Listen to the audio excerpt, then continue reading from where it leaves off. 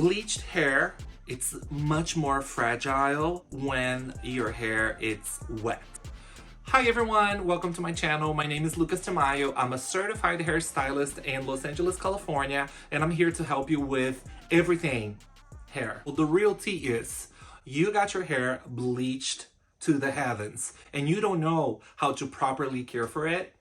Let me give you some tips, tricks, recommendations that I've been using for the past 20 years working with clients, and it's been really helping them to get the best hair possible. First, we have to acknowledge that natural hair, virgin hair that was never colored before and was never touched by any chemical processes or any heat damage or anything like that. It's just a purest form. It's very hydrophobic. So it has this protection shield on the outer layer that it's called cuticle. And that works protecting the cortex, which is the inside part of the hair, from any environmental aggression. Between them, UV radiation, oxidation from, pollutants in the environment, from water shifts on pH and excessive heat. It's almost like your cuticle. It's this like super strong armor protecting your hair strands.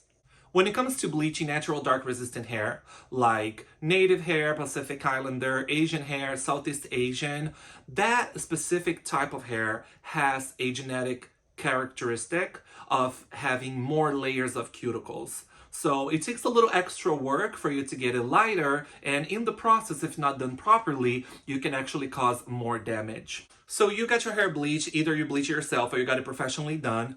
Hopefully your stylist will guide you on how to take proper care of it. But in case they don't, things that you have to avoid is washing your hair frequently. Water can be actually bad for your hair. The outer layer of the hair has this hydrophobic property, and once you damage that, the hair becomes more susceptible to the influences of water, which sits at a higher pH where hair thrives, which is about 4.5 and 5.7.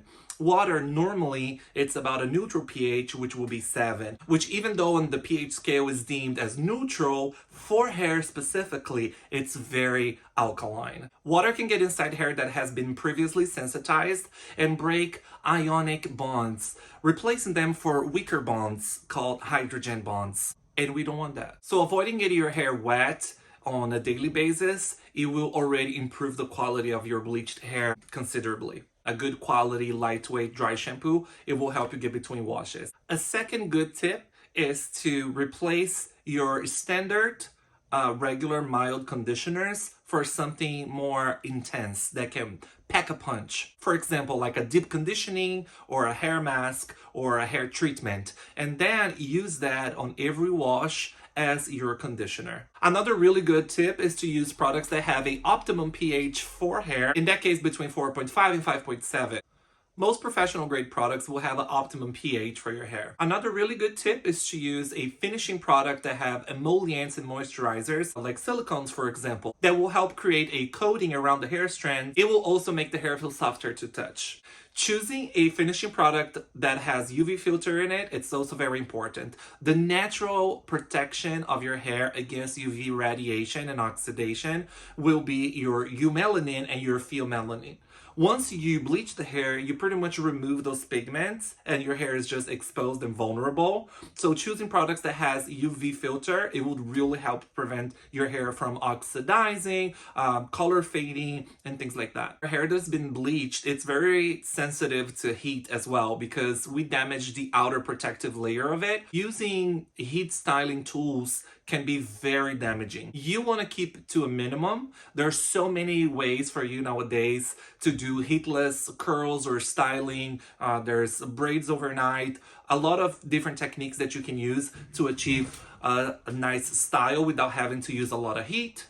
And if you decide that you want to use a hot tool like a curler or a flat iron, try to stay around 280 to 320. If you're a blonde, you can burn and make your hair look brassy. If you have pastel tones like a pastel pink or a lavender, you can literally burn the color down. If your hair is like colored silver, you can literally make your hair like look brassy and yellow instantly by touching it with high heat. Another crucial thing to know is that bleached hair, it's much more fragile when your hair is wet. So the best way for you to style is when you get out of the shower, you apply your styling products, your protective cream, your heat protectant, leave-in serum, moisturizer, whatever you're using as a finishing product, and then use a blow dryer. You can use medium heat and just use your fingers to roughly dry the hair up to 95%. Once the hair is feeling really dry, it doesn't matter if it's tangled, it does not matter. Then you can gently get a paddle brush and start detangling it from the bottom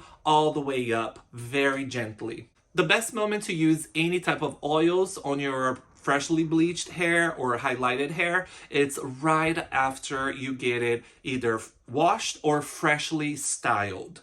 So don't do it on day 2 or day 3. Remember, oil will create a barrier on the outside of the hair and it will lock whatever is inside. So if your hair is feeling nice and flexible and manageable, you really want to put an oil in that moment to lock it in. But on day 2, 3, 4, 5, or 12, you can have your hair feeling dry and brittle, and then even though when you put an oil on top of it, it can feel soft and manageable again, it will lock inside that dry, dehydrated hair. 2 products that I think are really good additions to your hair, bleached hair routine. It's a lamellar water, the Redken one. It's amazing, and I'll leave the link below. And another product, acidic rinse. They have one from Pureology that it's amazing. I absolutely love it. It smells so good. It makes the hair feels and detangles and feels good instantly.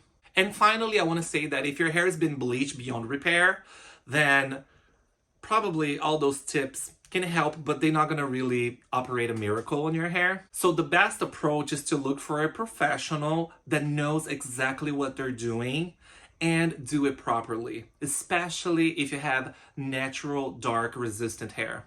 I'm telling you right now, scientifically proven, the best and healthiest way for you to bleach your hair is low and slow. A lower developer, which a longer processing time. Also make sure your stylist is using bond protective agents like Olaplex or K18 to really help work on the structure while the hair is processing. Bleaching natural dark resistant hair is what I do mostly on a daily basis. It's my specialty. It's something I'm very passionate about. I absolutely love getting dark resistant natural hair really light and keeping it really healthy. So if you want to check my work, you can check my Instagram or my TikTok that I'll be linking below. And if you have any questions about your previously, current, or to-be bleached hair, then leave a comment below. If you have any suggestions or any topics you would like me to make videos about, please leave it in the comments as well, so I can really direct to help anyone on YouTube with everything hair. Thank you so much for watching, and I see you on the next video.